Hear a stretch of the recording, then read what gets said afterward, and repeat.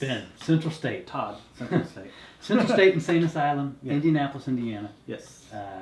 Been several years now. I don't know when the first time we were there. It's 08.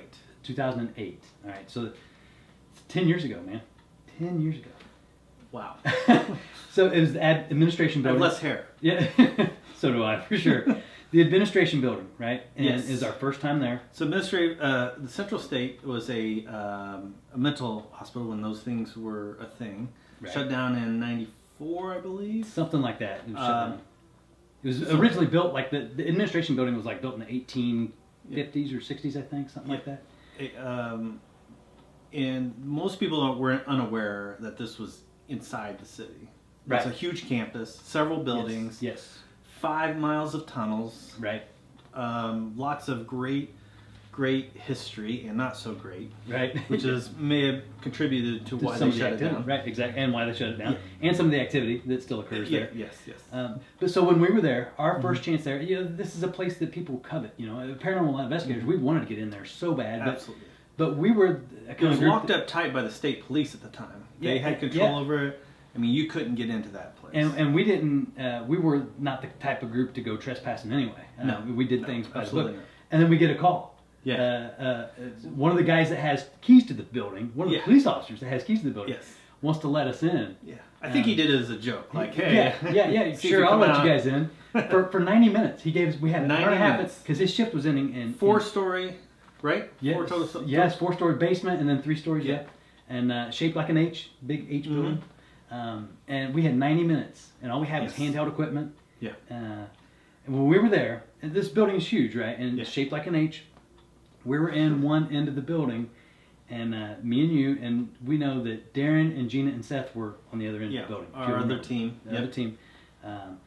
And we had this loud noise. Yes. At the time, I mean, it was just extremely loud. And you couldn't decipher it because it was just in your face kind of.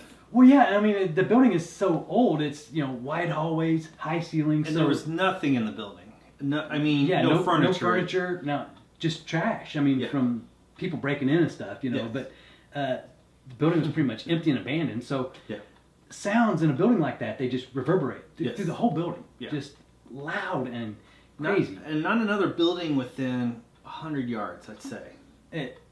Probably, at least 100 yards. And so we hear this sound, right? Yep. And it's extremely loud. At the time, I thought maybe somebody was opening a door upstairs or, some old big door. I thought big armoire, they just knocked it over, they're dragging it down the hallway. That was my initial reaction. Yeah, that's what it sounded like at the time. Yeah. In fact, I've later described it sounded like somebody dragging a dresser, tipping it back, dragging it, and then letting it boom, and then doing it again and dragging it, boom. Yeah.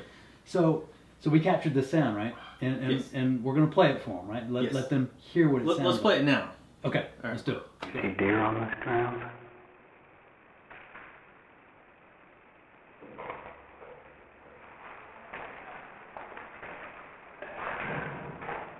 Somebody's moving something, opening a door or something.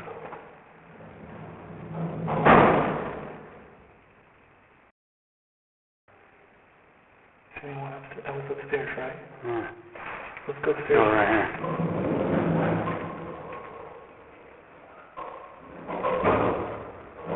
Go. So, I'm still speechless. I mean, it's 10 years later, and I still don't know what that sound was. At the time, you could hear us. We were hearing it. Our initial thought was somebody was moving. Somebody was opening a door or something. Somebody's in the building. We knew where the other guys were, right? And gals, and this sounded above us to me. Yes. If it sounded above, and so if you'll remember, we took off running upstairs. Yes. I'm like, go, and we go running upstairs. We searched that whole wing. I didn't think paranormal at the time. I didn't either. I thought somebody was in the building. Yes. I thought somebody. And that's our first, even though we had already secured the whole building, walked it, right, make sure no one's in there, but you attribute the normal right first. Yes. Especially when it's that loud. I mean, just crazy loud. Yeah. So then who comes walking down the hallway but the other team? Seth and Gina and Ben. Yep. Or Seth and Gina and Darren come walking down, and we're like, we ran into them and we said, "Did you guys hear that?" Didn't hear a thing. Nothing. Zip. As nothing. loud as that was, how did they not hear Unbelievable. that? No. I mean, it was echoing through the hallways. How did they not hear that sound? It's just crazy to me. It doesn't seem plausible to me that they didn't hear anything.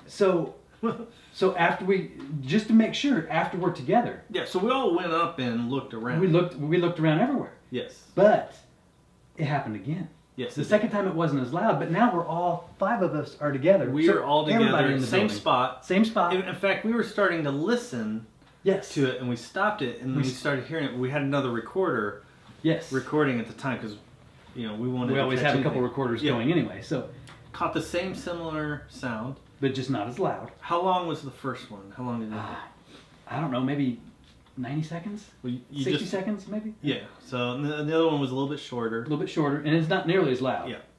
But the fact is, everybody in the building is now together, and we not only captured it, we heard it at the time. Yeah. So that was the amazing part. You talk about residual sounds. This is probably one of the best pieces of evidence we've ever captured. Yeah. Absolutely. Gotta be. So let's talk. What do you think it is? I mean, first of all, Indiana Spy puts a lot of. I mean, there's a lot of checks on what you would determine as paranormal or not. Yes, right? we put a lot of effort into analysis of and our I rarely see. At the time, I was not part of Indiana Spy. I was there in a journalistic capacity. Yes. And that's one thing I got to know about the group.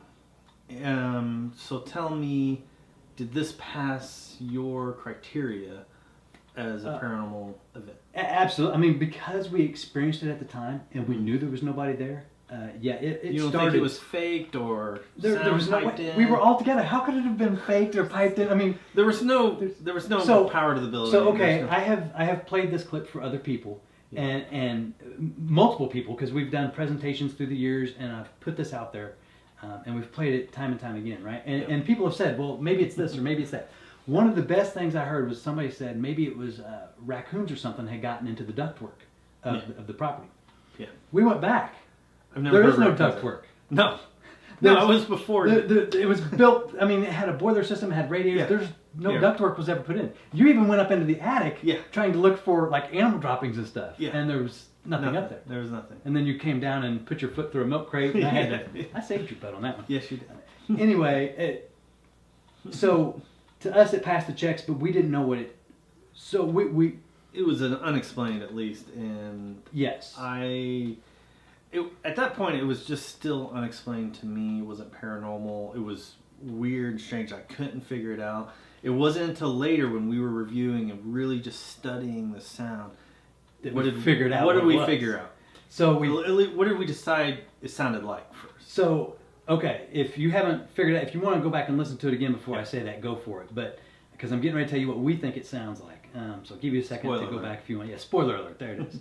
So we determined that it sounds like a bowling alley. Right. And so here's the crazy part of this, right? So you go back and listen to it when you want, but it sounds like a bowling alley, and you can hear the pins falling. You hear the ball rolling. Hear the ball rolling, and you hear the pins. it hit the backstop and the pins as they're being collected. So now keep in mind, we weren't thinking bowling alley that night. No, not at all. But I remember. Why would you? We're in an old insane asylum building, and it's an administrative building. But it was the first building, by the way, and they housed the patients and at one time, yes. Yes. And then it became an administrative building where all the admin stuff happened. I mean, they had the admin offices there, but then when they expanded the campus to other buildings, that's when they moved the patients to other buildings and stuff like that. Yeah. Right. But so here's the thing. Retrospectively, we started thinking about this, and we're like, wait a minute. When we were there walking around, we saw at least 2 bowling balls that night. Yes, there was one in the basement and one on the second floor. Just laying on the floor. And I, as someone who bowls, I looked at them and I said, "Those are old. Those are old bowling balls." And what are they doing here? Right. What? It was I didn't really think anything of it. You know, I didn't. I didn't really think of anything. There were no other like movable objects in the building, and then other than maybe some paper or whatnot. You know what? There also wasn't.